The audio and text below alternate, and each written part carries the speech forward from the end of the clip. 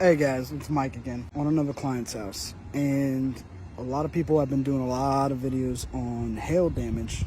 I'm going to also show you that we also take care of wind damage.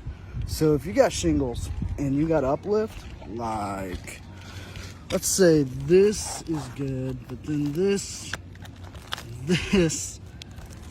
and that,